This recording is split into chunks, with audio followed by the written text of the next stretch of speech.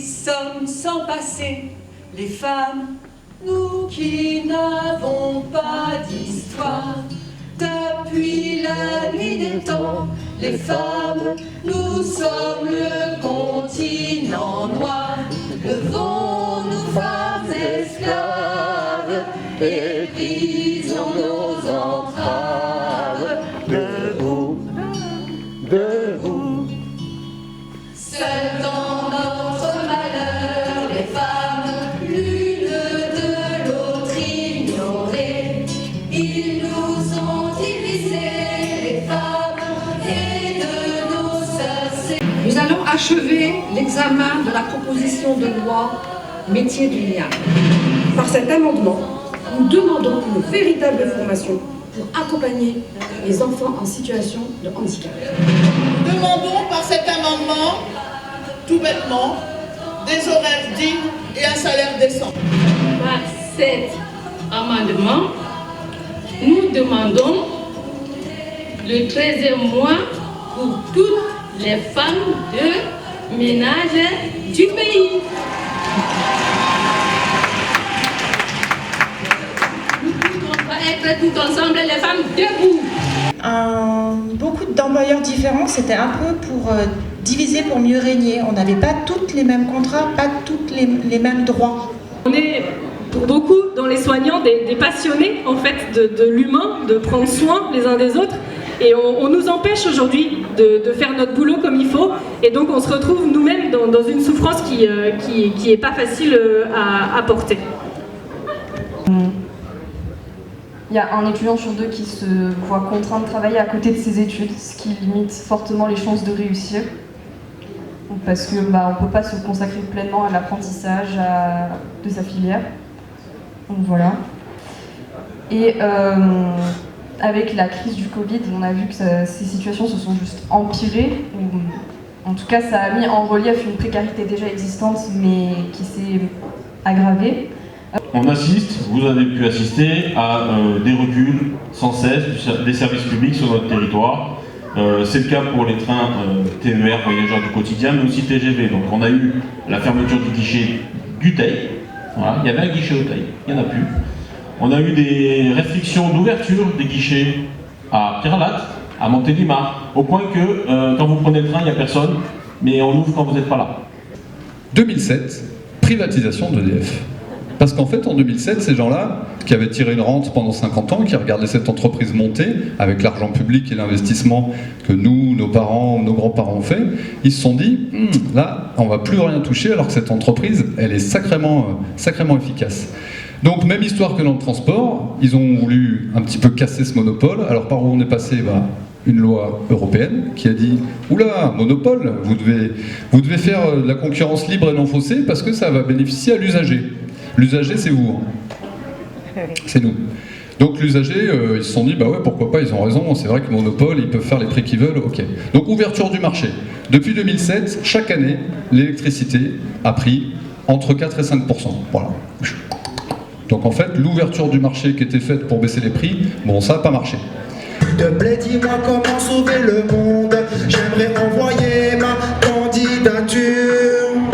J'aime aller méditer et marcher pieds nus dans la nature, loin de ce système qui ne m'aura pas même à l'usure. Et au niveau des transports, bon, si on fait le bilan de Macron, je vais vous le faire vite fait, hein, il a accéléré et il a privatisé tout ce qu'il pouvait encore privatiser, hein, c'est-à-dire que on le sait que quand il était déjà ministre sous Hollande, c'est lui qui a acté qu'on pouvait privatiser les aéroports. Donc au niveau de la SNCF, il a fait cette accélération. Et donc ça amène quoi cette privatisation? Et on voit les moyens depuis des années qui sont moins donnés dans le ferroviaire. Parce que moi j'aime beaucoup ce dicton populaire qui dit quand on veut tuer son chien, on dit qu'il a la rage. Et c'est beaucoup ce qu'on a fait sur les services publics, y compris sur les TER. Et on a souvent rappelé que le service public c'est le patrimoine de ceux qui n'ont rien. Et que c'est la meilleure politique d'égalité qu'on puisse avoir dans un pays, c'est de faire des services publics. Dans notre pays, il y a un triptyque, liberté, égalité, fraternité. Et cette égalité, elle ne peut pas s'incarner s'il n'y a pas des droits, évidemment, qu'on se reconnaît les uns les autres, et si ces droits n'ont pas de traduction réelle et concrète et matérielle. Parce que souvent, il y a, dans le mouvement associatif, dans le mouvement social, chez les syndicalistes, chez les citoyennes et les citoyens, des batailles qui sont menées.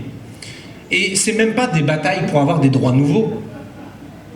C'est juste pour que les droits qu'on est censé avoir soient effectifs. Je vous vois faire oui de la tête, je le connais, parce que vous vous battez ici ou là. Vous dites, mais moi je suis pour que mon gamin puisse avoir le droit d'aller à l'école et pas être 30 par classe. Moi je suis pour avoir le droit d'avoir un bureau de poste à côté de chez moi.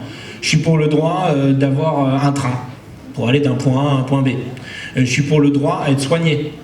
Donc avoir un hôpital à côté de chez moi, le droit à pouvoir accoucher sans avoir à faire 1h30 de route et appeler un hélicoptère.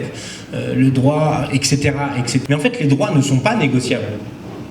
Et ça, on l'a tranché, en fait. Hein. Pas Emmanuel Macron, je ne parle pas de ça, hein, pas encore. Mais les droits, on a tranché ça en 1789. Je ne vous parle même pas de la République en 92, je parle juste de la question des droits dans la Déclaration des droits de l'homme et des femmes, évidemment, et des citoyens et des citoyennes. Je rectifie parce qu'à l'époque, ils n'étaient pas encore trop faits de la lutte contre le patriarcat, l'égalité femmes-hommes, ce n'était pas encore le truc central, mais je vous le reformule. Donc la DDHC, elle dit ça. Elle dit que nous avons des droits. Elle ne parle pas de devoirs. Elle n'est pas marquée devoir hein, dans la Déclaration des droits de l'homme et du citoyen. Je ne sais pas, c'est pas le sujet. Nous sommes des semblables et il y a des droits fondamentaux et des droits imprescriptibles qui ne se discutent même pas, qui sont liés à notre humanité en tant que telle. Donc vouloir vous dire que d'abord vous avez des devoirs et ensuite des droits, c'est au moins contre-révolutionnaire, si ce n'est bête et idiot. Mais c'est d'abord contre-révolutionnaire. Pourquoi il vous dit ça? Pour vous culpabiliser, vous, qui réclamez votre dû, vos droits, pour qu'ils s'appliquent. Pourquoi vous les réclamez? Parce que vous cotisez, parce que vous contribuez, et même si vous ne payez pas d'impôt sur le revenu, vous contribuez.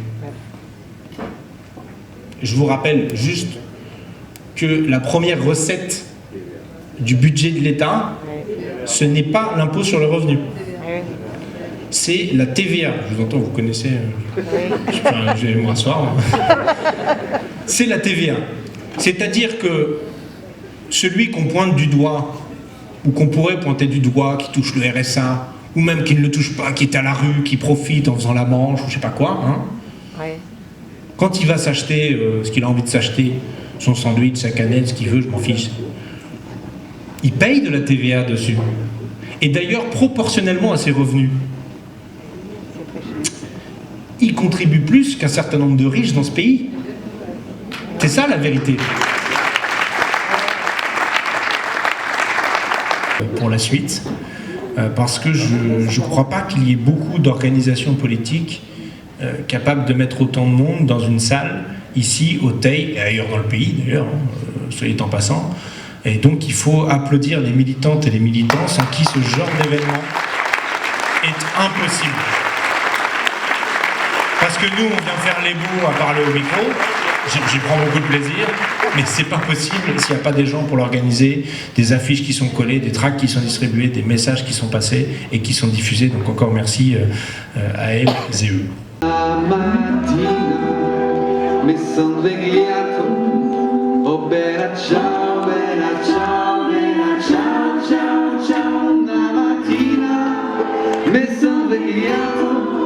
Io trovato rimasto Arriviamo, portami via Oh bella ciao, bella ciao, bella ciao, ciao, ciao Partiamo, portami via Se mi sento vivo Sicuro Oh bella ciao, bella ciao, bella ciao, ciao, ciao Sicuro Ciao, ciao Se mi devi